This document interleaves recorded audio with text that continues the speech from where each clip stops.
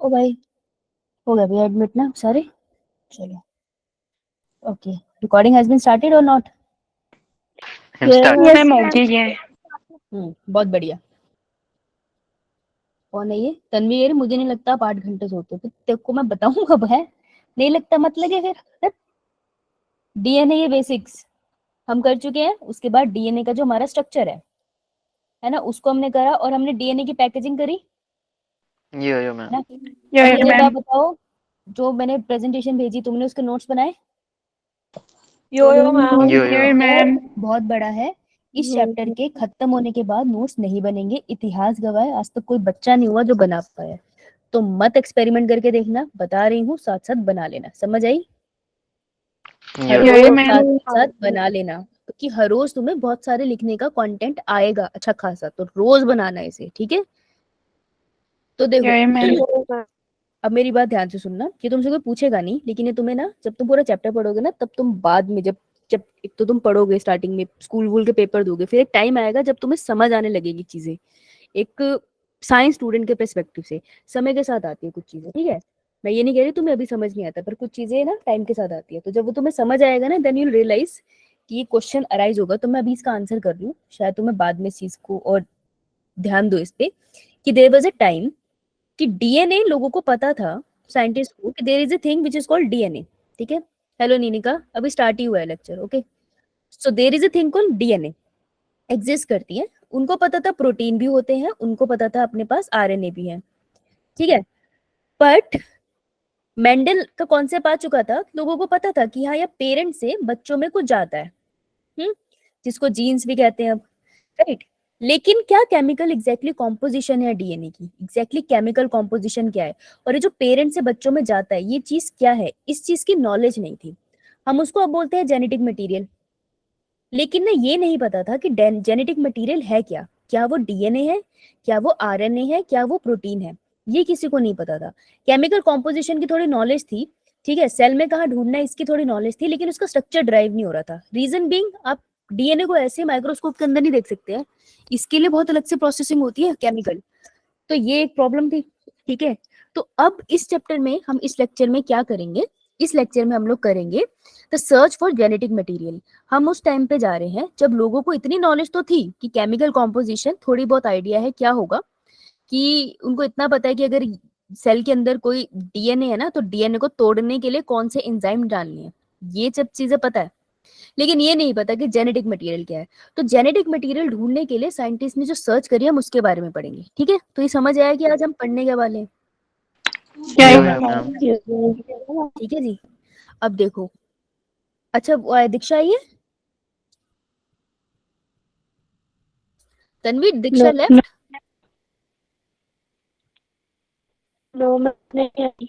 तो दीक्षा लेफ्ट क्या? वो एक दिन आती है एक दिन नहीं आ रही है? अच्छा, बताना बात हो तो। ठीक है, तो आज हमने करना क्या है, हमने कुछ नहीं समझना, हमने सिंपली ये समझना है कि, ध्यान से सुनो सारे यार, ये ना बहुत छोटा सा लेक्चर है, प्यार से ध्यान से सुनोगे खत्म हो जाएगा। अगर नहीं समझोगे ना, तो फिर ये एक्सपेरिमेंट तुम यूट्यूब पे देखते रहोगे और कुछ ना कुछ बात रह जाएगी। तो इसलिए ना, एक बार प्यार से सुन लो, ठीक है? यो मैम। ठीक है जी। तो पेरेंट से बच्चों में जो गया, वो बावली चीज क्या थी, क्या है ये? Genetic material. हाँ, कौन है ये? इसने मुड़ के पू को नहीं देखा। कौन है ये? हु इज ही और शी और व्हाटएवर? क्या? बेटा तू माइक बंद कर सबसे पहले तो, ठीक है? तो कौन है ये ढूंढने का हमें, राइट? अब इसको पता करने के लिए कितने एक्सपेरिमेंट्स हुए, ये बहुत इंटरेस्टिंग है। बहुत सारे हुए। हमें कौन से पढ़ने हैं जो हमारे को बार बार आते हैं? पहले हमें 3 एक्सपेरिमेंट पढ़ने हैं, 3 मेन एक्सपेरिमेंट करने हैं जो बताएंगे कि DNA is a genetic material, ठीक है? उसके बाद हमें डीएनए और आरएनए के बीच में कंपैरिजन करना है। क्वेश्चन कैसे आते हैं इससे, ये जो एक्सपेरिमेंट्स है ना, इन पे बहुत ज्यादा क्वेश्चंस आते हैं। एंड ये एक्सपेरिमेंट मैच द फॉलोइंग में भी आ जाता है, ये एक्सपेरिमेंट इंडिविजुअली भी आ जाता है। ये पूछ लेते हैं एक्सपेरिमेंट में क्या चीज यूज हुई है, तुमसे ये पूछ लेते हैं एक्सपेरिमेंट का रिजल्ट क्या निकला। तो इस पे बहुत सारे क्वेश्चन बनते हैं, बहुत इंपॉर्टेंट टॉपिक है ये। और जो ये रहा ना डीएनए और आरएनए के बीच में कंपैरिजन, ये आता है आपको स्टेटमेंट वाले क्वेश्चन में। वो होते हैं ना एबीसीडी स्टेटमेंट है, बताओ कौन सी करेक्ट कौन सी इनकरेक्ट है, उसमें आता है ये क्वेश्चन। सो आज का टॉपिक बहुत इंपॉर्टेंट है और बहुत सिंपल भी है, ठीक है? समझ आई? Yo-yo, ma'am. के बाद नोट्स बहुत अच्छे बनाना, और जहाँ पे मैं बोलूँ अभी बनाने वहाँ पे साथ बनाएंगे। तो सबसे पहला जो आपका एक्सपेरिमेंट अभी हम करने वाले हैं that is a Griffith experiment. तो ग्रिफिथ कौन है? साइंटिस्ट का नाम है। तो अपनी कॉपी निकालो और अभी लिखो जो मैं करा रही हूँ, वो अभी लिखने की जरूरत है। साइंटिस्ट का नाम है ग्रिफिथ और ये है उनका एक्सपेरिमेंट। इसी को हम बोलते हैं ग्रिफिथ ट्रांसफॉर्मिंग प्रिंसिपल। अब प्रिंसिपल ऐसा लगता है ना, एक डेफिनेशन आएगी जिसके अकॉर्डिंग, ऐसे कहते हैं ना कोई भी मशीन किसी प्रिंसिपल पे रन करती है, राइट? कोई भी मशीन किसी पर्टिकुलर फॉर्मूला के ऊपर रन करती है। तो प्रिंसिपल ये थ्योरेटिकल कॉन्सेप्ट नहीं है। ट्रांसफॉर्मिंग प्रिंसिपल का मतलब एक्चुअली है डीएनए। पर उस टाइम पे ना ग्रिफिथ को नहीं पता था दिस इज ए डीएनए, तो उन्होंने इसको टर्म दी ट्रांसफॉर्मिंग प्रिंसिपल। तो transforming principle is nothing but DNA. समझ आई ये बात? तो ये कोई थ्योरेटिकल कॉन्सेप्ट नहीं है, डीएनए का ही दूसरा नाम है। Okay, Yo-yo, ma'am. मैम। ठीक है। अब लिखो वहां पे ग्रिफिथ ट्रांसफॉर्मिंग प्रिंसिपल एक्सपेरिमेंट की हेडिंग लिखो। एक डायग्राम बनाऊंगी, एक स्टेटमेंट उसके नीचे लिखेंगे, ठीक है? साथ साथ करेंगे। डायग्राम मैं बनाऊंगी, स्टेटमेंट यहाँ लिखी है। स्टेटमेंट के लिए 4 लाइन छोड़ देना। अभी क्या यूज हुआ ये जरूरी है, बहुत जरूरी है, क्योंकि इस पे क्वेश्चन आते हैं सीधे सीधे। छवि एंटर हो गई? छवि एंटर हुई है या नहीं?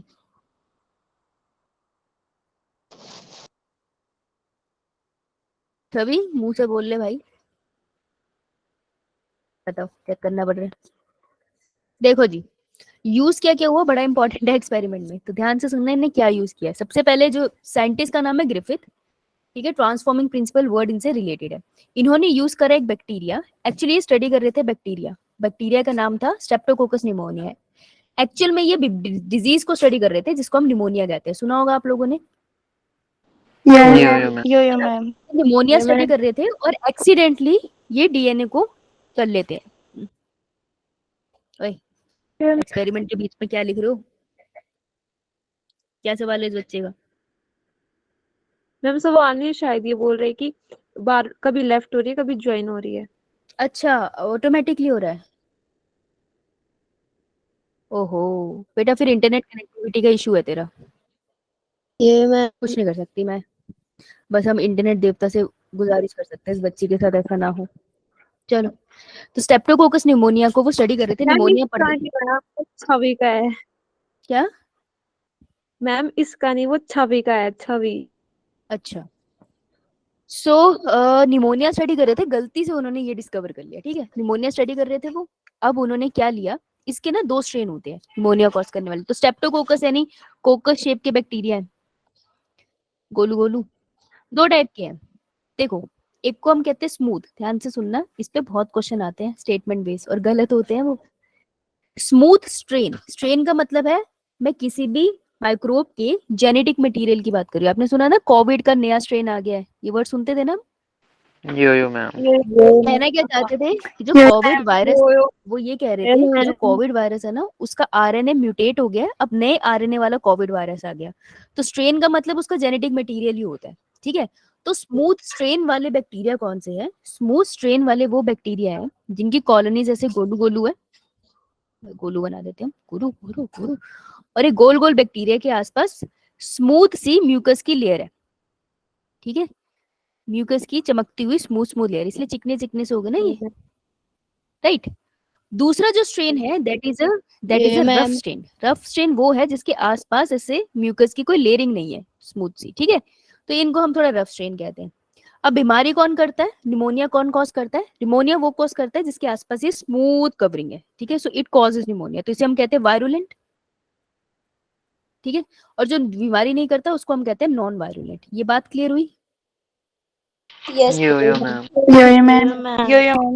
कैसे याद रखोगे? अब पिछली क्लास में ऐसे याद हो गया था, एक लड़की का नाम सिल्की था, हम कह रहे थे सिल्की है भाई जो बीमारी करती है। इस क्लास में है कोई ऐसे? ऐसे तो मैं हूँ। मैम तो ऐसे याद रखो, मैम तो ऐसे याद रखो। हाँ सात्विक ऑल्सो। क्या मैम? अरे अरे, सात्विक का नाम इतना प्यारा है ना, उसको नहीं बोल सकते हम, तो ऐसे कर लो, मेरा नाम साक्षी है, ठीक है? तो मैं वो हूँ जिसके आसपास पॉलीसेकेराइड है, मेरे पास होगा भाई तो मैं निमोनिया कर दूंगी, खबरदार पास आएगा, ठीक है?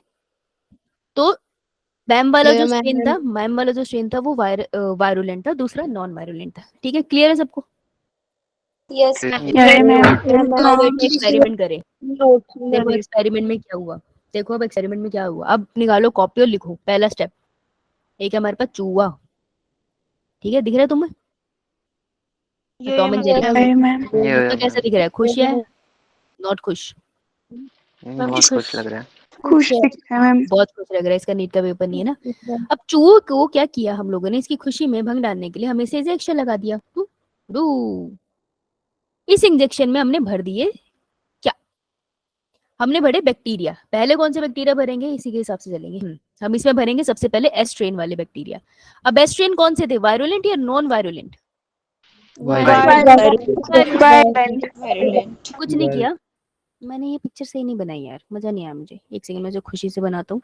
और जैसे चूहा सोच रहा है कि ये यार ये दर्द क्यों हो रहा है मेरे, ठीक है, क्योंकि उसको पता है ये मैम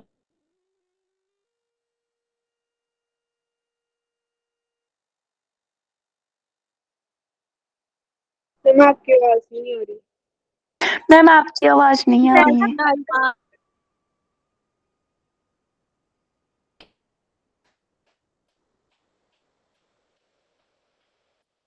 हेलो, आवाज आ रही है?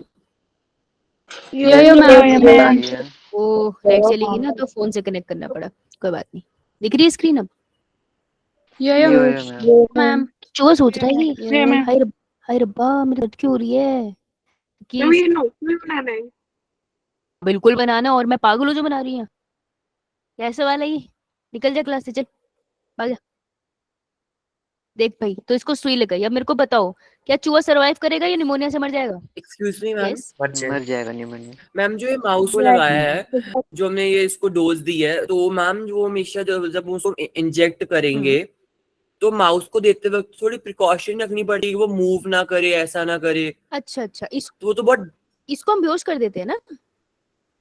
यस मैम, बेहोश करते हैं हम लोग। जैसे मतलब हर जगह पे अपना कल्चर होता है, हम क्या करते थे, एनेस्थीसिया दे देते हैं इसको। फिर डिपेंड करता है। अगर तो वैसे माइनर सी सर्जरी होती है तो अपन इसको क्लोरोफॉर्म का चेंबर बनाते हैं, उसमें थोड़ी क्लोरोफॉर्म Yes, डालते हैं, ma'am. चेंबर क्लोज करते हैं, फिर थोड़ी देर के लिए उसको माइस डालते हैं। जैसे ही वो बेहोश होता है हम उसे निकाल लेते हैं, फिर उसको Yes, उल्टा ma'am. करते हैं और उसको एनेस्थीसिया का थोड़ा सा डोज दे देते हैं। अदरवाइज अगर छोटी सर्जरी जैसे इसमें एक ही इंजेक्शन है तो क्लोरोफॉर्म से काम Yes, बन जाएगा, ma'am. थोड़ी देर में वो रिवाइव हो Yes. जाता है। Yes ma'am. ठीक है, डेंजरस प्रोसेस होता है, कभी कभार बैक Yes, बाइट भी ma'am. कर देता है भाई। ये करेगा ही, उसको मार रहे हैं तो तू आ गया मर, डेड। क्यों, इसको निमोनिया हो गया है ना? तो पहला केस ये। मैंने कहा ठीक है यार, उसने कहा वो निमोनिया तो पढ़ रहे थे, कह रहे ये बात तो सही है, ऐसे ही होना था। चलो दूसरे केस में क्या किया, देख रहा हूं मैं कितने खतरनाक हूँ, गया चूहा। दूसरे केस में एक हंसता खेलता माइस था, तो किसी को कुछ नहीं कहता था, ठीक है। हमने कहा इसको इससे भी पंगे लेंगे, हमने उसको इंजेक्शन लगा दिया। अब उसको कौन सा इंजेक्शन दिया, मैं डायग्राम बनाऊंगा। अब ये माइस को भी लगा कि मेरे को ना उई हो रही है। क्या क्या बोल रहा है ये बच्चा? मुझे ये ड्राइंग बनानी है। आर्ट स्ट्रेन लगाना है। हाँ, आर्ट स्ट्रेन लगाना है। अरे वाह अरे वाह, क्या नाम है तुम्हारा? मनमोहन। मन अनमोल। अनमोल। अनमोल रतन, चल मेरे से एक्सपेरिमेंट ही कर रहा है। ठीक है, तो इसको हमने कौन सा स्ट्रेन लिया ये इंपॉर्टेंट है, क्वेश्चन यहीं से आएगा। ठीक है, इसको अपन हंसने की बात है, मेरे से एक्सपेरिमेंट कर रहा है। तन भी निकल जा भाग। इसको आर स्ट्रेन वाला हमने इंजेक्शन लगा दिया। चुप। अब मेरे को बता अनमोल, क्या लगता है निकल लेगा ये कि रह जाएगा? बेटा मर जाएगा तो रह जाएगा, है ना? तो उसकी खुशियां वैसे की वैसे। हाँ क्यों, देखो कैसे नाच रहा है, टांगे भी बन गई इसकी अब तो। मैम क्योंकि नॉन वायरुलेंट था ना हाँ, इसलिए। क्योंकि रोन वायरोनेट लगाया था। ठीक है, इतना सब ठीक था। एक्सपेरिमेंट करके ग्रिफिथ भी भैया खुश थे, ये सब बढ़िया चल रहा है जिंदगी में, घर जाके मोमोज खाएंगे। लेकिन फिर उन्होंने कहा थोड़ा एक्सपेरिमेंट और कॉम्प्लिकेटेड करते हैं, चलो थोड़े मजे लेते हैं। अब उन्हें मजा आने लग गया। हीट किल करके मारा फिर। देख लेते हैं, बनाने तो दे चूया। अभी रहा हमारा चूहा, अभी तो खुश है। उसने ठीक है मैम, स्ट्रिंग कितनी समय है, इसको उसकी डांसिंग पोज में तो आने दे। अब की बार हमने सॉल्यूशन थोड़ी अलग ली। इस सॉल्यूशन में क्या था, इस सॉल्यूशन पे ध्यान देना, सॉल्यूशन पे कौन है। पहले इन्होंने लिया एस स्ट्रेन, लेकिन एस स्ट्रेन को क्या कर दिया, पकड़ के बॉईल कर दिया, हीट कर दिया। तो जब भी हीट करते हो यू नो ना, बैक्टीरिया मैक्सिमम मर जाते हैं। तो बैक्टीरिया का जो जेनेटिक मटेरियल मर गया, एज्यूम तो ये कह रहा है ना बैक्टीरिया मर गया, तो हमने हीट किल्ड कहते हैं हम इसे, एस्ट्रेन हीट किल्ड। अगर हीट किल्ड है मतलब बैक्टीरिया मर गया, ठीक है जी। अब उन्होंने एस्ट्रेन लिया, हीट किल किया, और उसके बाद उन्होंने इसको दे दिया। अब मुझे बताओ चूहे के साथ क्या होगा, बचेगा मरेगा? सर्वाइव। सर्वाइव कर गया, ये खुशहाली ये है। तो उसकी एक चीज कंफर्म होगी कि जब तक एस वाला जिंदा है ना, एस्ट्रेन, तभी माउस मरता है। जब एस्ट्रेन वाले को हम मार देते हैं तो माउस भी बच जाता है, यानी कि एस्ट्रेन है जो बीमारी करता है। क्लियर है ना सबको? ये मैम फिर को भी ये क्लियर है, लेकिन फिर देखो क्या हुआ ना, जब जिंदगी में सब क्लियर होता है तभी दुविधाएं आ जाती है। यार ये रहा हमारा चूहा, ठीक है।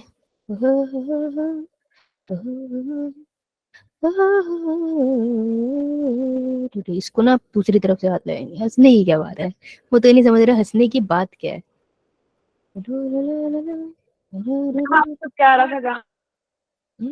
Shut up, don't argue with me. इसको हम सुई यहाँ लगाएंगे बम बम पे इसके, ठीक है। अब देखो, अब इसमें इसने क्या किया, कह रहे चलो और खेलते हैं। ज्यादा साइंस करो तो ऐसे ही होता है। एस्ट्रेन इन्होंने लिया, मैं बोल लूं? हाँ सही बोल रही है। इन्होंने एस्ट्रेन हीट किल्ड लिया, लेकिन उसी के साथ इन्होंने आर स्ट्रेन लाइव लिया। मतलब इन्होंने दोनों बैक्टीरिया डाले, जिंदा भी और मरे हुए भी, ठीक है जी। अब मुझे बताओ एक्सपेक्टेड क्या है, हीट एस वाला हीट किल्ड है और दूसरा वाला नॉर्मल है। अब बताओ रिजल्ट क्या एक्सपेक्टेड है? एक्सपेक्टेड नहीं मरेगा। नहीं मरना मर चाहिए, जाएगा। कायदे से तो नहीं मरना चाहिए। मैं यार एक्सपेक्टेड रिजल्ट बोल रही हूँ, तुम ज्यादा दिमाग लगा रहे हो, पसंद नहीं मुझे फालतू दिमाग लगाते हो। कायदे से तो उसको क्या करना चाहिए था, सरवाइव हो जाना चाहिए था, क्योंकि एस्ट्रेन वाला तो मरा हुआ डाला है ना, और आस्ट्रेन तो बीमारी करता नहीं है। लेकिन ऐसा हुआ नहीं, तभी उनको रियलाइज हुआ कि देयर इज समथिंग, और तभी डिस्कवरी हुई है, ठीक है। लेकिन उन्होंने देखा कि चूहा तो मर गया, अरे बाप रे ये कैसे मर गया, तो ये मर गया। नाउ द क्वेश्चन इज कि एस्ट्रेन जब मर चुका था, एस्ट्रेन के बैक्टीरिया, तो चूहा मारा किसने? तो ये सवाल उठा। तो ये डायग्राम बना ली सबने? नो मैम बना लेना, बाद में बड़े पागल हो। मैं डायग्राम बना रही थी, मेरी शक्ल देख रहे थे, कैमरा भी बंद है। 2 बनाए अभी। बाद में बनाना, बस बस बस बस, नहीं जानना मेरे को। यही सारी इन्फॉर्मेशन लिखी है। तो जब एस स्ट्रेन हमने हीट किल्ड लिया, एच के मतलब हीट किल्ड, और आर स्ट्रेन लाइव लिया और इंजेक्ट करा माइस में, तो माइस मर गया। तो ऐसा क्यों हुआ? तो बाद में देखो, ये सब उन्होंने सोचा, ऐसी टेक्निक नहीं है कि हर चीज देख पाते, तो उन्होंने सोचा। इसलिए एक्सपेरिमेंट बहुत महान है कि आप उसको पढ़ रहे हो, कि किसी ने अपनी इमेजिनेशन में इतनी सही बात बोली। तभी मेंडल को हम इतना फादर ऑफ जेनेटिक्स कहते हैं, क्योंकि उन्होंने हर चीज सोच के कर ली। मतलब he must be such a genius person ना, जिन्होंने इतना सही सोचा। तो हुआ क्या, बैक्टीरिया के पास एक बहुत अच्छी प्रॉपर्टी होती है, शायद आपने 11th में पढ़ा हो। अगर आपने पढ़ा है, नहीं भी पढ़ा तो इट्स ओके, कोई बात नहीं, माफ कर दूंगी मैं तुम्हें। कि अगर बैक्टीरिया है ना एक, और वो मर जाता है, भाई निकल लेते हैं, तो उनका जो जेनेटिक मटेरियल है ना, ये जेनेटिक मटेरियल वो मीडियम में आ जाता है, ठीक है। तो जब भी बैक्टीरिया मरते हैं ना, वो अपना जेनेटिक मटेरियल मीडियम में छोड़ देते हैं। और अगर वहां पे और कोई बैक्टीरिया आता है ना, जिसके पास अपना जेनेटिक मटेरियल है, वो तब भी दूसरे का जेनेटिक मटेरियल खा लेता है। It's kind of reproduction in bacteria. वो एक दूसरे के जेनेटिक मटेरियल से ले लेते हैं, कोई दिक्कत नहीं है उनको। तो यही चीज यहाँ पर हुई कि जब एस स्ट्रेन वाला बैक्टीरिया, ध्यान से सुनना, इतनी सी ही बात समझनी थी तुम्हें। एक्स स्ट्रेन का जो बैक्टीरिया था, जब वो मर गया, हीट किल करने से वो डेड हुआ, उसने मीडियम में अपना जेनेटिक मटेरियल छोड़ दिया। ये इसका जेनेटिक मटेरियल है। मीडियम में जब साइंटिस्ट ने आर स्ट्रेन का बैक्टीरिया डाला ना, जो लाइव था, तो आर स्ट्रेन के बैक्टीरिया ने बोला, अरे वाह फ्री का जेनेटिक मटेरियल, चलो खा लेते हैं।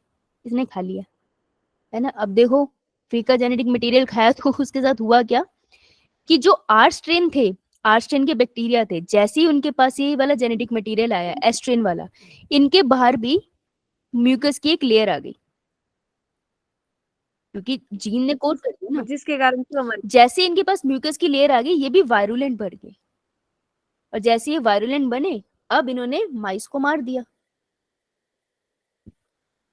तो देयर वाज समथिंग, ध्यान से देखना इसे, बस एक ही पॉइंट समझना है तुम्हें, कि देयर वाज समथिंग, कोई मटेरियल था जो एस स्ट्रेन से आर स्ट्रेन में गया, जिसको हम ये कह रहे हैं, येलो कलर से बना रही हूँ मैं, ठीक है।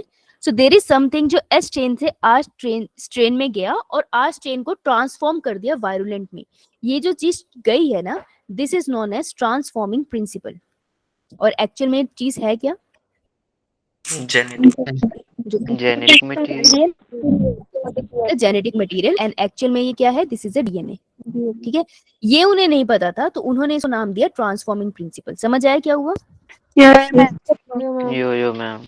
यहाँ पे ग्रिफिथ का एक्सपेरिमेंट खत्म हो गया और बाकी साइंटिस्ट ने सोचना स्टार्ट किया कि अभी ट्रांसफॉर्मिंग प्रिंसिपल को डिकोड करते हैं। उन्होंने कहा कि अगर हमें पता चल जाए केमिकल कॉम्पोजिशन क्या है ट्रांसफॉर्मिंग प्रिंसिपल की, तो हम कंफर्म कर सकते हैं कि ये डीएनए है, आरएनए है या प्रोटीन है। ठीक है, तो इसको कंफर्म करने के लिए आते हैं सेकंड साइंटिस्ट और सेकंड एक्सपेरिमेंट। ओके, समझ आया यहाँ तक? यो मैम। अंगूठा लगा दो, अंगूठा लगा दो।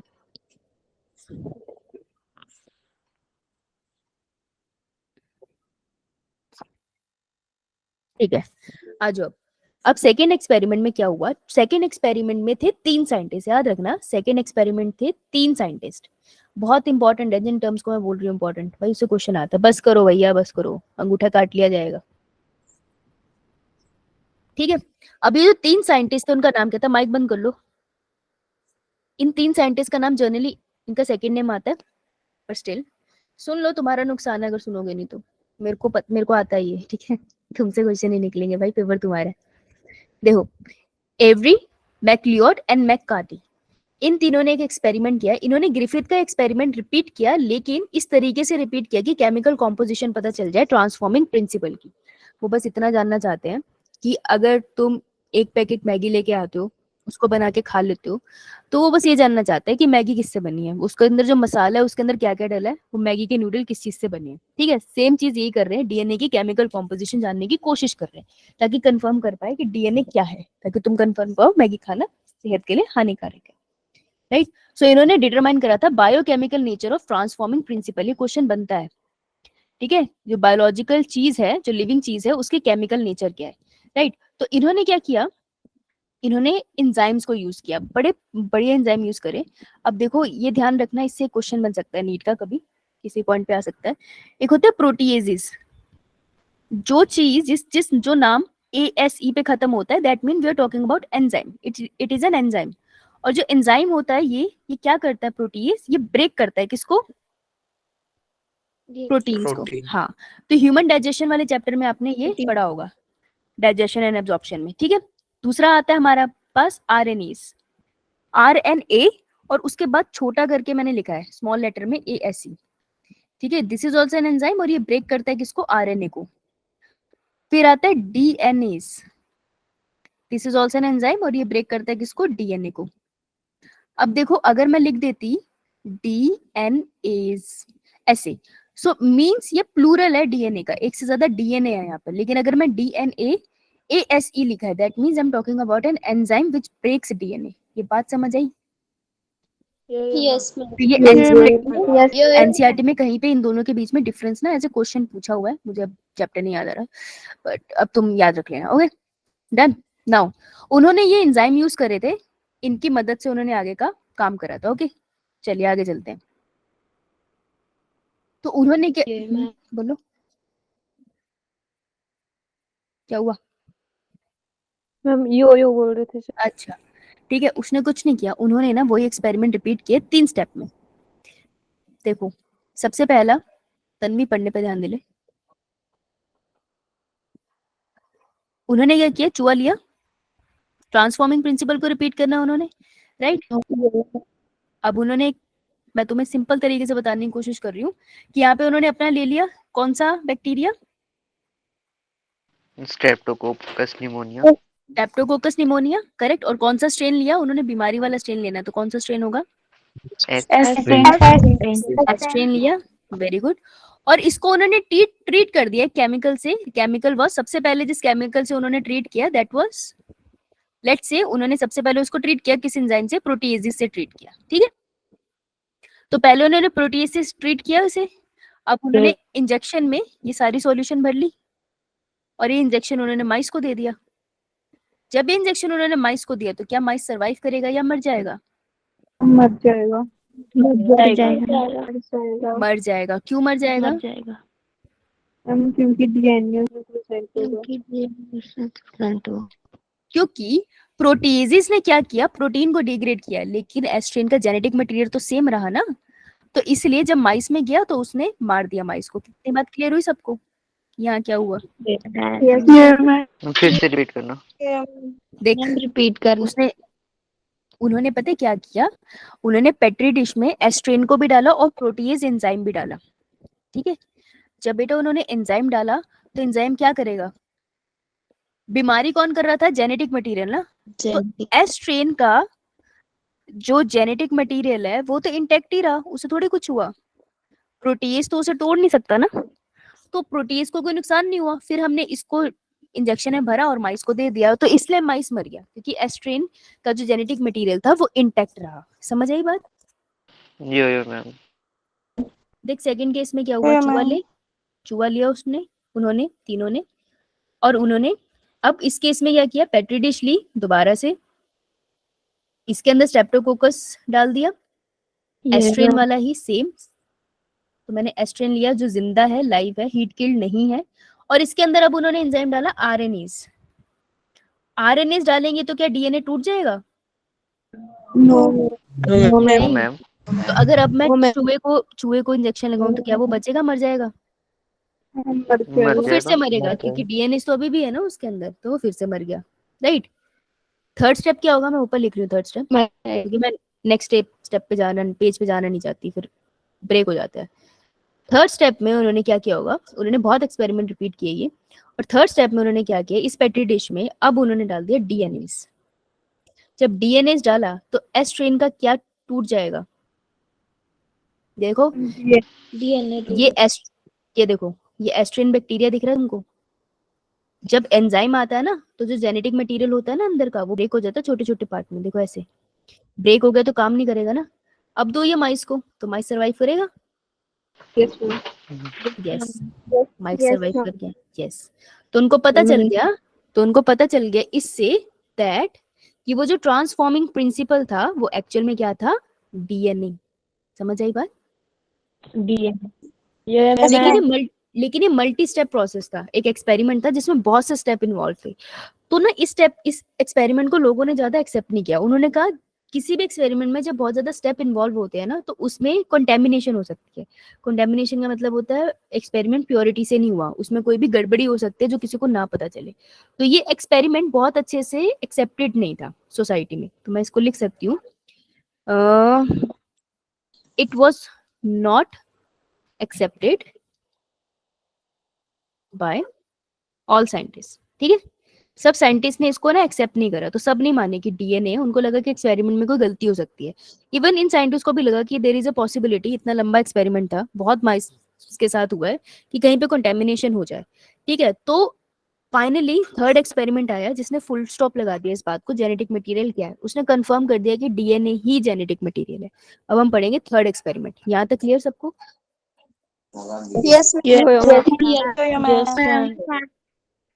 राइट। तो ये जो इतनी बड़ी आर्ग्यूमेंट थी पूरे दुनिया की, वर्ल्ड की, उसको शांत किसने किया? महिलाओं ने। ठीक है, तो अब आई female scientist, Hershey and chase दो। ठीक है, हार्शे एंड मार्था चेस, इन दोनों ने एक्सपेरिमेंट कंडक्ट किया और उन्होंने कहा बस अब डीएनए जेनेटिक मटेरियल है, चुपचाप मान जाओ, और सब मान भी गए। ये एक्सपेरिमेंट इतना बढ़िया था। इन्होंने क्या किया, इन्होंने लिया क्या, देखो, इन्होंने यूज किया bacteriophage. What is a bacteriophage? when virus infects bacteria. ऐसे वायरसेस जो सिर्फ बैक्टीरिया को इन्फेक्ट करते हैं। राइट। और इन्होंने क्या लिया, इन्होंने लिया रेडियो एक्टिव मटीरियल। देखो रेडियो एक्टिव मटीरियल चमकता है, तो एक्सपेरिमेंट को एनालाइज करना बढ़िया हो जाता है, इजी हो जाता है। तो इन्होंने क्या लिया, इन्होंने लिया radio active phosphorus, that is P32, heavy metals थे, और radio active sulphur, that is P35। भाई क्वेश्चन कैसे आ जाते हैं, P35 लिख देते हैं वो P32 की जगह। तो याद रखना सल्फर ज्यादा भारी था फॉस्फोरस से। ठीक है, गलती मत करना इस चीज में, दोनों का नंबर अलग है। इतना मतलब एक्चुअल में ऐसा क्वेश्चन आता है नीट में, तुम्हें मिल जाएगा, करा हुआ है ये कहीं पे, मैंने, मुझे अब याद नहीं है कौन से ईयर का। सो याद रखना कौन सा है। अब मुझे बताओ, अगर डीएनए है, डीएनए में तुम्हें सल्फर मिलता है कि फॉस्फोरस? फॉस्फोरस। बस एग्जैक्टली, बहुत बढ़िया बहुत बढ़िया बहुत बढ़िया। चलो आओ अब इनको कर लेते हैं हम लोग एक्सपेरिमेंट में। इन्होंने पहले करी उसकी प्रिपरेशन में क्या किया, बहुत ही सिंपल काम किया उन्होंने। कहा पहले हम प्रिपरेशन करेंगे, है ना, खाना बनाने से पहले चॉपिंग करते हैं ना। तुम्हें कैसे यो पता, यो तुम मैम। खाते हो ना। मैम यो बनाते यो भी मैम। हैं। अच्छा बनाते भी, हम लड़के नहीं बनाते, बनाते होंगे बना अब तो। हम खाते हैं। अच्छा नो मैम नहीं बनाते। नहीं बनाते, अच्छा बस बनाना चाहिए सबको, बेसिक स्किल्स आनी चाहिए लाइफ की, खाना बनाना सबसे इम्पोर्टेंट है ये। अकेले रहोगे तो समझ आएगा। मैगी आती। जा मुर्गा बन जा, मुर्गा बन जा जाके। ये सब कुछ सारे बॉयज को यही बनाना आता है नहीं इस ऐसा एज नहीं, में। तो नहीं नहीं इस नहीं, एज में मैंने कहा नहीं मैंने इससे बेहतर लोग देखे। तुम्हारे घर वालों को बोलो तुम्हें योग्य बनाए। मैम कितना बोरिंग काम। हाँ बोरिंग काम है, सर्वाइवल के लिए तो जरूरी है। देखो बेटा कुछ मत करो, सिंपली उन्होंने क्या किया, 2 टेस्ट ट्यूब ले लेते हैं, इजी कर लेते हैं इसको, है ना, क्यों इतना कॉम्प्लिकेटेड करना है, ऐसी गर्मी इतनी है। तो टेस्ट ट्यूब लेते हैं, कुछ नहीं करेंगे, हम इसमें डाल देंगे बैक्टीरियोफेज या बैक्टीरियोफेज, जो तुम्हारा मन करे बोल लो। डाल देते, बहुत सारे डाले, मैं एक ही दिखा रही हूँ, मैं कितने बनाऊंगी, है। इसमें तुम डाल दो रेडियो एक्टिव फॉस्फोरस और रेडियो एक्टिव सल्फर, चलेगा। यो मैम। अब देखो जो फॉस्फोरस है वो तो अंदर चला जाएगा, डीएनए के पास अटैच हो गया ना, मैंने यहाँ अटैच कर दिया, ठीक है, उसके ऊपर जाके अटैच हो गया अलग अलग पोजीशन पे। जो सल्फर है ना वो आपको प्रोटीन कोट में मिल जाता है, तो वायरस के बाद ना जेनेटिक मटेरियल के बाद हमेशा प्रोटीन कोट होता है, तो सल्फर ना यहाँ आके लग गया, तो मैं सल्फर को दिखाऊंगी रेड कलर से, ठीक है, तो ये रहा रेड कलर से लगा हुआ सल्फर, यहाँ लग गया। ओके क्लियर सबको, ठीक है। इन्होंने प्रिपरेशन कर दिया, अब कह रहे हैं चलो अब कर रहे हैं एक्सपेरिमेंट, अब सब कुछ खुद ही हो जाएगा, इन्हें करने की जरूरत नहीं है, तो मैं आगे चल रही हूँ। देखो तो ये रहा हमारे पास एक्सपेरिमेंट, ये दोनों है बैक्टीरियोफेजेस, राइट, जिसमें रेडियो एक्टिव सल्फर बाहर की तरफ है और फास्फोरस अंदर की तरफ है जेनेटिक मटेरियल के ऊपर। क्लियर सबको। अब इन्होंने इसको छोड़ दिया किसके ऊपर, बैक्टीरिया के ऊपर। पहला स्टेप इन्होंने बैक्टीरिया के ऊपर इसको छोड़ दिया, बैक्टीरिया के ऊपर ये खुद ही जाके लग जाएगा, बिकॉज इट लव बैक्टीरिया, ये बैक्टीरिया पे लगा, और वायरस बैक्टीरिया के अंदर सिर्फ अपना जेनेटिक मटेरियल भेजता है, बाकी सारी चीजें बाहर ही रह जाती है, ठीक है। तो इसने अपना जेनेटिक मटेरियल भेज दिया, अब इसको छोड़ दिया, बैक्टीरिया को थोड़े टाइम के लिए छोड़ दिया, तो जेनेटिक मटेरियल क्या करता है, अंदर जाता है और वही बैक्टीरिया के जेनेटिक मटेरियल की तरफ फोल्ड हो जाएगा, तो ये वायरस का जेनेटिक मटेरियल है, ठीक। अब मेरे को बताओ अगर वायरस का जेनेटिक मटेरियल अंदर गया तो फास्फोरस अंदर गया रेडियो एक्टिव या सल्फर? फास्फोरस लगा देती हूँ उस पे, है ना। फास्फोरस 35 था 32 था 32। ठीक है। अब सेकंड स्टेप हो गया सेंट्रीफ्यूगेशन। क्या किया, कुछ नहीं, टेस्ट ट्यूब लो और उसको एक मशीन में डालो, जैसे रोटेट होती है गोल गोल, प्रिया, तो ये मशीन गोल गोल रोटेट होती है और टेस्ट ट्यूब को इतनी जोर से घुमा दिया ना कि 1 मिनट में ये 1000 बार घूमेगी, तो उससे होता कुछ नहीं है, चीजें ना अपने अपने वेट के अकॉर्डिंग एडजस्ट हो जाती है, आप ना किसी चीज को आराम से निकाल पाते हो एक लिक्विड सॉल्यूशन में। तो इन्होंने इसको सेंट्रीफ्यूज किया, उससे हुआ क्या कि जितने भी वायरस के पार्टिकल बाहर के थे सब इधर उधर हो गए, अलग लेयर में चले गए, और आपको बैक्टीरिया एक अलग लेयर में आ गए। तो लेट्स से यहाँ पर सारे बैक्टीरिया इस वाली लेयर में, ठीक है। अब इन्होंने कुछ नहीं किया, मार्था एंड चेस ने बैक्टीरिया को बाहर निकाला, राइट, और इसको इसका प्रोसेस आगे प्रोसेस होता है, पूरा प्रोसेस करके इन्होंने इसे निकाल लिया, और अब इसको लगा यूवी लाइट में, तो ये पूरी पेट्री डिश है, यहाँ पर सारे बैक्टीरिया के सैंपल है, और इसको आपने यूवी लाइट में डाला। जब यूवी लाइट में डाला तो इसको चमकता हुआ फास्फोरस दिखाई दिया। फास्फोरस इसको किस में मिला, बैक्टीरिया के अंदर। डाला किसमें था उसने, वायरस के अंदर, वायरस के अंदर फास्फोरस डाला था, वायरस के जेनेटिक मटेरियल में, और मिला किसके पास, बैक्टीरिया के अंदर। लेकिन उसको कोई भी सल्फर नहीं मिला, दैट मीन सल्फर वायरस से बैक्टीरिया के अंदर जो चीज गई थी वो क्या था, वायरस का जेनेटिक मटेरियल, जो उन्हें ऑलरेडी पता था कि इसमें डीएनए है, राइट, और प्रोटीन कोड अंदर गया ही नहीं, तो सल्फर गया ही नहीं। तो फास्फोरस जब उन्हें चमकता हुआ मिला तो उन्हें कंफर्म हो गया कि एक ऑर्गेनिज्म से, देखो, एक ऑर्गेनिज्म से दूसरे ऑर्गेनिज्म में जो चीज ट्रांसफॉर्म हुई थी, ट्रांसफॉर्मिंग प्रिंसिपल भी तो ये कहता है ना कि जो चीज गई थी वो एक्चुअली था genetic material which is known as DNA. तो ऐसे DNA is the genetic material, ये चीज कंफर्म हुई। समझ आई बात? मैम यो यो ठीक है, यही बात यहाँ पे सारी अच्छी खासी लिखी हुई है, तसल्ली से पढ़ सकते, एक्सपेरिमेंट नहीं। क्लियर सबको? तो this experiment is the one which proves that DNA is the genetic material. ये था फाइनल एक्सपेरिमेंट। ये बहुत बार पूछते हैं कौन सा एक्सपेरिमेंट है जिसने एक्चुअली प्रूव किया था। इसने प्रूव किया था, मार्था एंड चेस ने। Got it? मतलब थोड़ा सा कंपैरिजन करें, उसके बाद क्वेश्चन करेंगे, ठीक है? अब प्रॉपर्टीज ऑफ जेनेटिक मटेरियल पे क्वेश्चन आता है, बिल्कुल आता है। पूछते हैं आपसे, which of the following is not a property of genetic material. दो जगह है यहाँ पे जहाँ पे गलती होती है। पहला, कोई भी चीज जेनेटिक मटेरियल की तरह तब काम कर सकती है। डीएनए जेनेटिक मटेरियल होता है मेजॉरिटी ऑफ ऑर्गेनिज्म में, सब में नहीं होता, ऑल नहीं होता कभी। आरएनए जेनेटिक मटेरियल होता है कुछ वायरसेस में, या आप कह लो यूनिसेलुलर ऑर्गेनिज्म में, कुछ कुछ में। तो जेनेटिक मटेरियल क्या होगा? वो चीज जेनेटिक मटेरियल हो सकती है जो जनरेट कर सकती है अपना रेप्लिका। मतलब अगर ये जेनेटिक मटेरियल है सर्कुलर, तो ये खुद से डिवाइड होकर दो जेनेटिक मटेरियल बना सकता हो, ऐसी प्रॉपर्टी हो इसके पास, ठीक है? तब हम कहेंगे ये जेनेटिक मटेरियल है, तो वो खुद रेप्लिकेट कर सकता हो। दूसरी, केमिकल एंड स्ट्रक्चरली स्टेबल होना चाहिए, ठीक है? जैसे हमने पढ़ा था ना कि डीएनए में राइबोस शुगर होती है, तो केमिकली स्टेबल होनी चाहिए। 5 कार्बन की शुगर है, ऐसा नहीं है कि कभी भी 6 कार्बन की हो जाए, कभी भी 4 कार्बन की हो जाए। स्टेबिलिटी होनी चाहिए इसमें, केमिकली भी और स्ट्रक्चरली भी। दूसरा, it provide the mutation that are required for evolution. यार ऐसा नहीं होना चाहिए कि जेनेटिक मटेरियल है डीएनए, उसमें कोई म्यूटेशन नहीं है। हमारे डीएनए में भी म्यूटेशन होती रहती है, म्यूटेशन होना जरूरी है। जैसे चेंजिंग एनवायरनमेंट है ना, तो म्यूटेशन की वजह से हम सर्वाइव कर रहे हैं। नहीं तो पता क्या होगा, हम सेम के सेम रह जाएंगे। सडनली मौसम मतलब हम सब मर जाएंगे, सर्वाइव नहीं कर पाएंगे, क्योंकि डीएनए में म्यूटेशन नहीं थी। म्यूटेशन आपको सर्वाइव करने लायक बनाता है। तो म्यूटेशन होनी चाहिए थोड़ी बहुत, हम में भी होती है, right? Ability to express in Mendelian character. Mendel कहते हैं ना, पेरेंट से ऑफस्प्रिंग में जाता है, लॉ ऑफ डोमिनेंस दिखाता है, लॉ ऑफ इंडिपेंडेंट असॉर्टमेंट दिखाता है। ये सब कुछ दिखाना चाहिए जेनेटिक मटेरियल को। तो प्रॉपर्टी जेनेटिक मटेरियल की क्या होनी चाहिए? ये 4 प्रॉपर्टी जरूर होनी चाहिए। समझ आई बात? Yes ma'am. यो मैम जल्दी समझ लो, क्या बात होगी? सर भाग जाए बस है। अब ये जो पार्ट है ना, नो मैम अच्छा, अब ये जो पार्ट है ना, इस दो से एक दो क्वेश्चन बनते हैं। 2 क्वेश्चन बनते हैं। ये 8 मार्क की स्लाइड है अकेली, ठीक है? They are talking about DNA here and they are talking about RNA here. Very important. अब तुमको याद है कि जब डीएनए की हमने शुगर बनाई थी और आरएनए की शुगर बनाई थी, उसमें फर्क क्या था? ऑक्सीजन का। Deoxyribose and ribose sugar. हाँ, जो डीऑक्सीराइबोज शुगर थी उसके कार्बन नंबर 2 पे आपको क्या मिलता था? Only hydrogen. हाँ, और राइबोज शुगर पे आपको क्या मिलता था? OH group. Yes, OH group.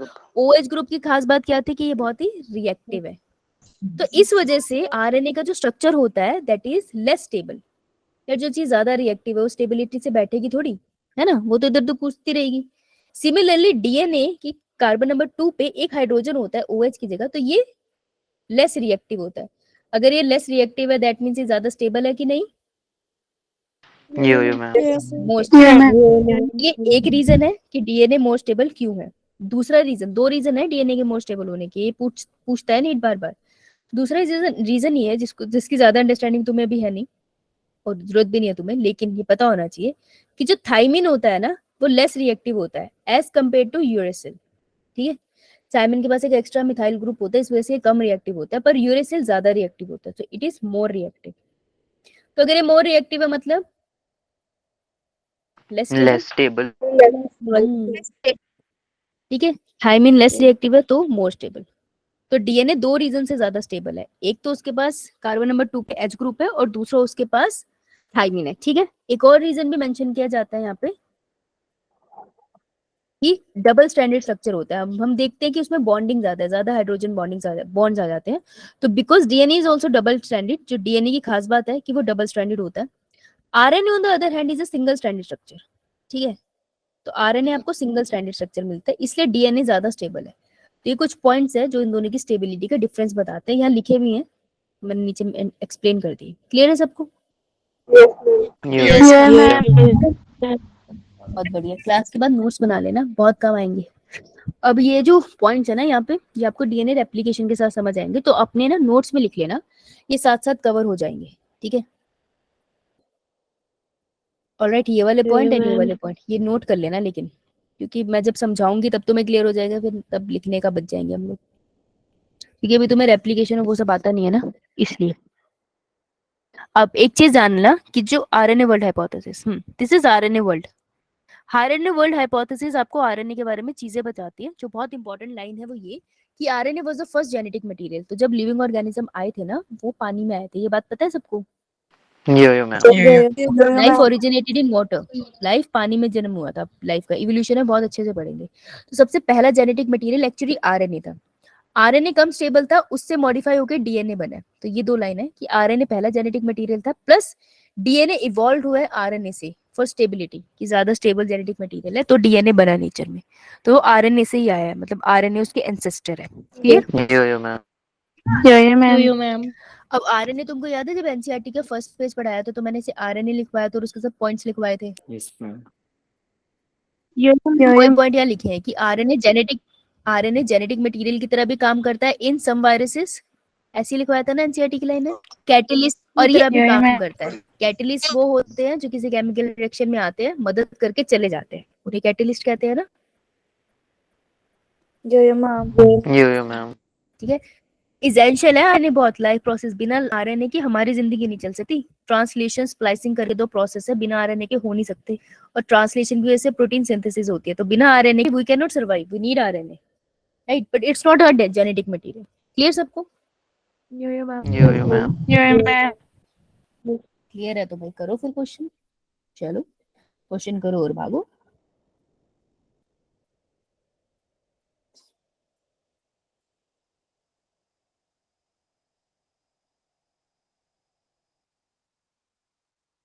Chat में आंसर भेजना। वैसे तो सबको प्रोटोकॉल पता है, पर फिर भी कोई बच्चा मुझे बोल देगा, मुझे पता है।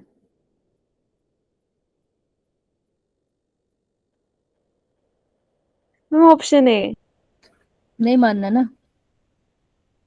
मैंने चैट में, जब तूने चैट में कर दिया है तो बोल क्यों रही है? रीजन बता बोलने का, किस लिए बोल रही है? Because what? Give me a reason. ऐसे ऐसे ही क्यों? ऐसे थोड़ी चल रही है क्लास, इतने सारे बच्चे हैं। मैम तो मैंने बता दी। पूछा किसी ने? चैट में बताने के लिए बोला ना। फिर अगर टीचर बोलेंगे क्वेश्चन का आंसर शीट में लिखना है, तो बेटा क्या करेगी? आंसर शीट में लिखने के बाद सबको बताएगी क्वेश्चन नंबर 1 का आंसर ये, 2 का ये है? नहीं ना। तो चैट में करा तो चैट में कर लिया ना, देख तो रही हूँ सबका। अभी भी कम बच्चों ने किया है।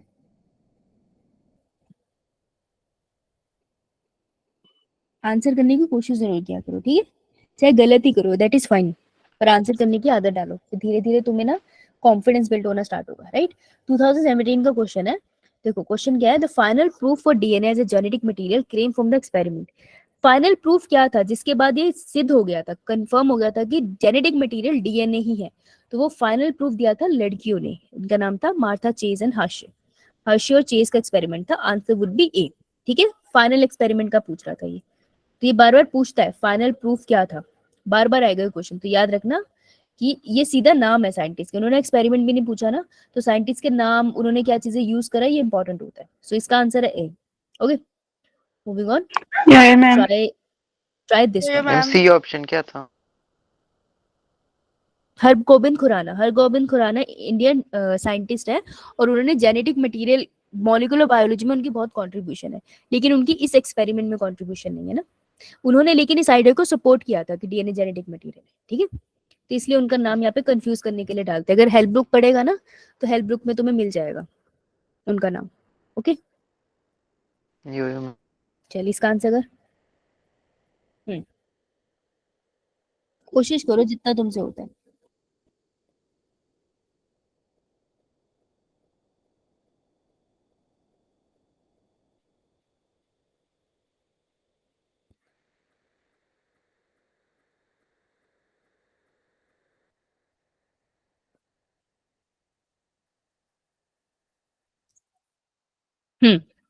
Transformation was discover. देखो ट्रांसफॉर्मेशन, तुम्हें ट्रांसफॉर्मिंग प्रिंसिपल की बात कर रहे हैं यहाँ पे, ठीक है? ट्रांसफॉर्मिंग प्रिंसिपल, क्वेश्चन थोड़ा सा गलत तरीके से लिखा हुआ है यहाँ पे। ट्रांसफॉर्मिंग प्रिंसिपल की बात किसने करी थी? इन्हें डिस्कवर किसने किया था? इन्हें डिस्कवर किया था ग्रिफिथ ने। ग्रिफिथ एक्सपेरिमेंट था ना। Yes, so answer would be C. ठीक है जी, ट्राई दिस वन, ध्यान से करना।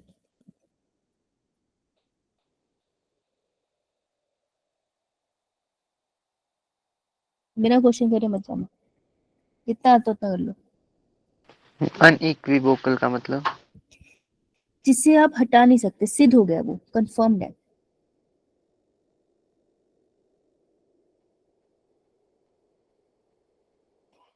कंफर्म क्या है?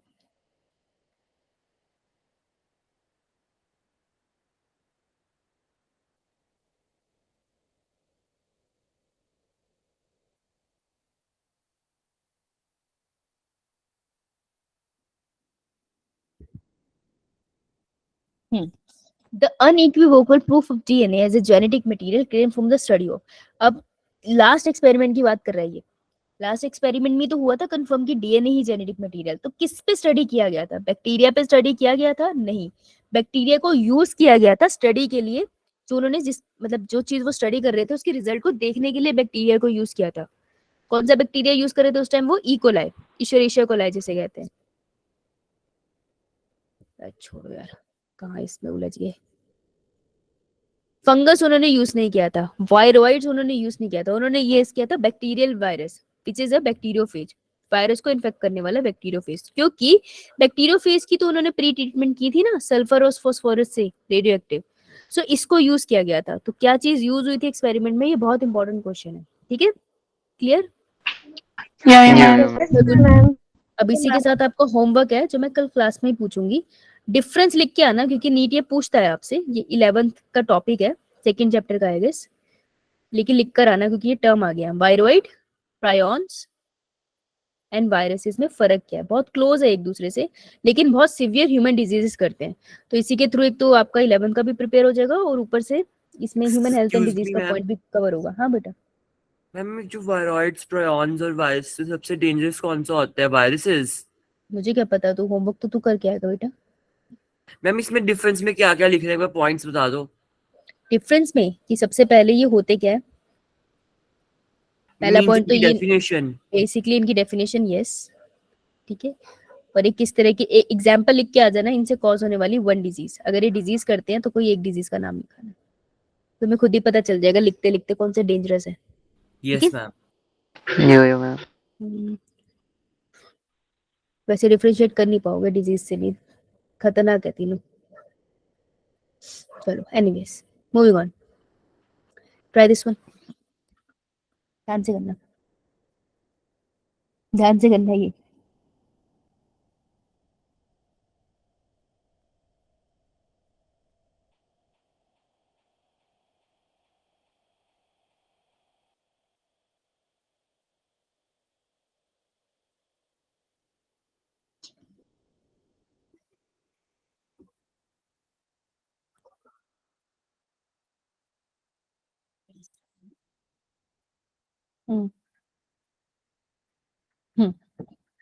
Transformation experiment was first performed on which bacteria? ठीक है, किस बैक्टीरिया पे हुआ था बेटा? ई कोलाई था ना, वो यूज करा था हार्शे एंड चेस ने। मैंने आंसर ना चैट में बोला है, ठीक है, तो चैट में करेगी बेहतर रहेगा। हार्शे एंड चेस ने ई कोलाई यूज किया था, लेकिन उनका एक्सपेरिमेंट था बैक्टीरियोफेज के ऊपर।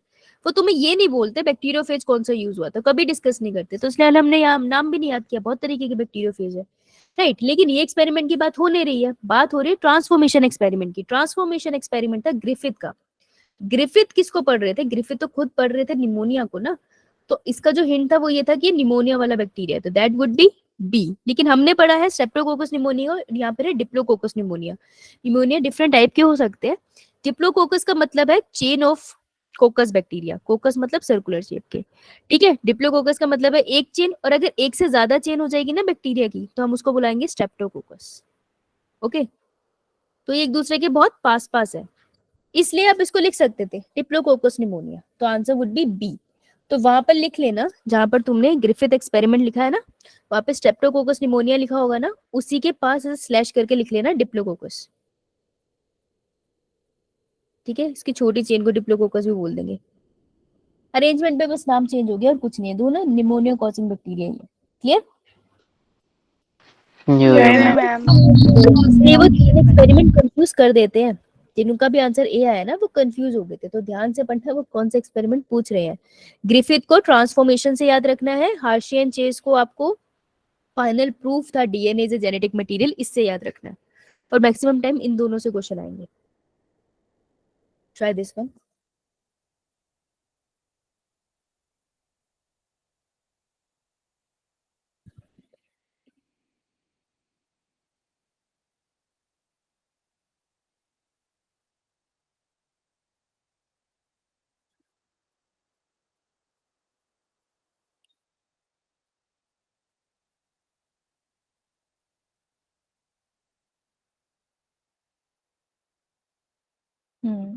Okay good.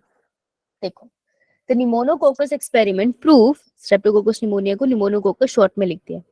जैसे जैसे माइक्रो की थोड़ी नॉलेज होगी ना तो तुमको पता चलेगा किसी चीज को जर्नली कैसे बोलते हैं। तो स्ट्रेप्टोकोकस निमोनिया को निमोनोकोकस कह दिया। इस एक्सपेरिमेंट ने प्रूफ क्या किया था? Bacteria does not produce sexually, ऐसा कहा इसने कभी नहीं। No, ma'am. ये जानने No, के लिए ma'am. हुआ ही नहीं। RNA sometime control the production of DNA protein, ऐसा कुछ भी स्टडी नहीं किया था उसमें। DNA is a genetic material, इस एक्सपेरिमेंट ने ये तो नहीं बताया था डायरेक्टली, उसने बोलता transforming principle is the genetic material. वो बाद में डीएनए निकला तो उसको इन्होंने मॉडिफाई करके लिख दिया the DNA is a genetic material. तो कहीं ना कहीं इनडायरेक्टली उसने ये बात प्रूफ करी थी। ये सही। बैक्टीरिया अंडरगो बाइनरी फ्यूजन, ये बात उसने प्रूफ नहीं करी, तो आंसर वुड बी सी। लेकिन ये बहुत ही इनडायरेक्ट क्वेश्चन है और बहुत पुराना क्वेश्चन है 1990s में, तो शायद तब ये आंसर चलता होगा, अब ये आंसर आएगा नहीं। DNA is a genetic material ये प्रूफ नहीं किया था उसने, प्रूफ किया था transforming principle is the genetic material. Right, so अभी के लिए आंसर इसका हो जाएगा C. Clear? Yes ma'am. Alright, अब तो होमवर्क क्वेश्चन है, तो इसके आगे होमवर्क क्वेश्चंस है और मैं तुमको होमवर्क के लिए और भी क्वेश्चन भेजूंगी। मैंने एक प्रेजेंटेशन बना ली है टॉपिक वाइज, तो आप उससे क्वेश्चंस करते रहेंगे साथ साथ। ठीक है, अब बताओ अभी किसी को कोई डाउट? No ma'am. डाउट भेजा था एक। No ma'am.